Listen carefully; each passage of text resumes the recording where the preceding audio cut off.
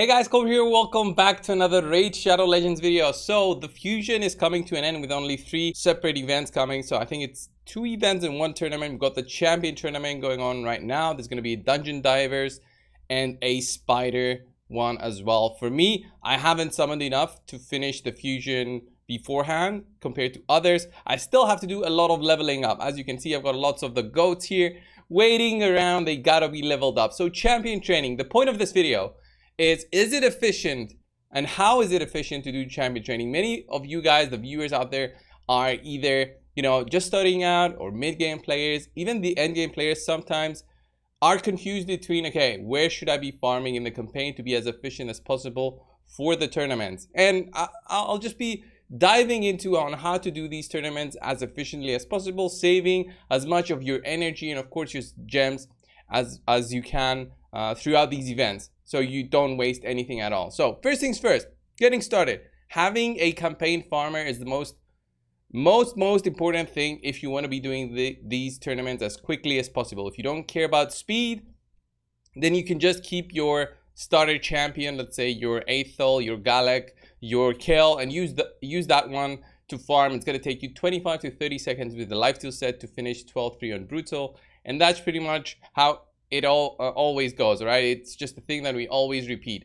If you want something faster, even swords can do it at 6 or 7 seconds with some good gear, and there's many videos out there that you can do this. But some people also consider, oh, maybe I should be farming Nightmare campaign. Is it more efficient? Well, I've got the answer for you guys. So let's have a look at Nightmare campaign and if it's worth farming. First things first, just know that for tournaments, champion training tournaments, you get points for also ascending, right? So not just the leveling up. If you go to the info, you'll see that you level up when you upgrade a champion, and when you also ascend, you get a good amount of points. You get 15 points for the epics. If you get it to 6-star, altogether it's about 40 points if you get that epic leveled up. The rares, it's close to 20 points in total if you get them to the 5 stars. For the fusion, you get them to the 4 stars, which is what, 7? It's 10 points. It's not nothing, but it's there. It's still there. So consider that when you are upgrading your heroes and ascending them before tournaments happen, because you're basically losing out points, losing efficiency. There's no reason to rush in ascending, especially when there's a fusion, right? Let's go and have a look at the campaign. Okay, I can farm any part of the campaign with the champions I have. I have a dedicated Nightmare campaign farmer, and I've got a normal campaign farmer, which is for 12-3 brutal. So the jump between 12-3 brutal to 12-6 Nightmare is very big. And why we go to 12-6? Because 12-3 Nightmare is very difficult compared to the brutal version. The brutal version, we usually farm this. The reason for it, very basic knowledge right here in terms of Raid Shadow Legends. It's because, guys, you get the shields in terms of loot. That shield loot gives you a good amount of silver, and in terms of silver efficiency, the brutal campaign is the best. Let me just show you exactly what I mean. It's not just me talking to the screen.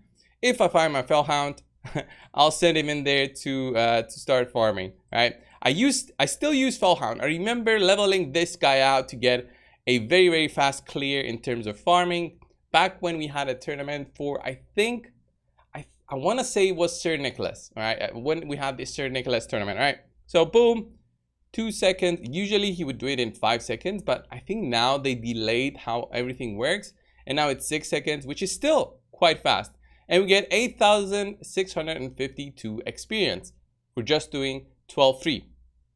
It's a little bit less than doing 12-6. On 12-6, you get 8,800 per food champion, because of course you'll be running 3 food champions compared to 2 or 1, right? Because unfortunately the leader slot also gets XP shared, so you lose out on 1 out of 4. So it's better to lose out 1 out of 4 compared to just running 2 champions right here. And then you get 11,000 plus the shield when it's sold, another 9,000 there. So that's 20,000 silver in one run. If we go over to the Nightmare campaign, right, we would have to do stage 12-6, because 12-3, first things first, Fellhound can't do it. He can't cut it anymore with the gear that he has. So we gotta use a champion that not only is very fast and does it at least at 12 to 15 seconds. That's the only reason that you're gonna be using a farmer for that. And then also you're looking at XP efficiency. So let me just show you the gear for my ethos, just to understand on what is required out of a Nightmare campaign farmer to be quick enough and not cause you any headaches. Look at the gear that he has and tell me if it's easy or not to get.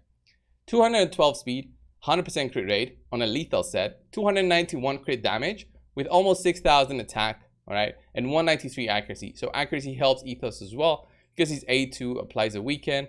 He's got full masteries with flawless execution for extra crit damage, right? Just think about all the gear that I'm using on this champion for Nightmare campaign farming. This should just be the reason why you shouldn't do it, right? I'm just saying it out there. Don't bother with Nightmare campaign farming. Don't even think about it unless you're at this point, okay? Where it's you have so many champions, you have so much gear to spread around, where you can actually dedicate a whole set, which is like a better version of the Savage set, to a champion that will only be used to level up stuff for this kind of fusions, right? We're talking as low in the terms of efficiency as you can go, right? I would never do this if I wasn't a content creator. I would just keep on farming Brutal Campaign. And there's more reasons why you should be farming Brutal Campaign. But let me just show you 12-3 on Nightmare on how much more difficult it is than 12-6. And again, even in doing 12-6, we still have headaches because you have to have good gear. Look at that. He can't even two-shot the first wave.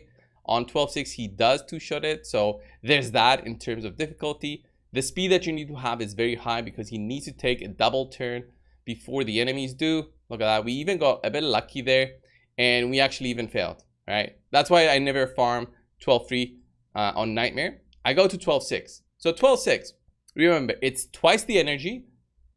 The silver that I'm going to get will be way less. And it does take a lot longer. You need to have a very, very strong, even stronger than what I showed you, to clear it under 10 seconds. We're talking, I think Scratch, my buddy Scratch, had his own ethos with a +3 in order to do it at under 10 seconds. But 13 seconds is still very, very fast. And I do this only in champion training tournaments with a champion, legendary champion as the reward. Because I want to get as much XP as possible, as quickly as possible. And I don't care about silver, right? I have zero care about the silver. So remember, on the last round we got about 20,000 on Brutal with 8 energy, and now on this one we got 21,000 plus the 10,000, which is good because this is an uncommon 4-star.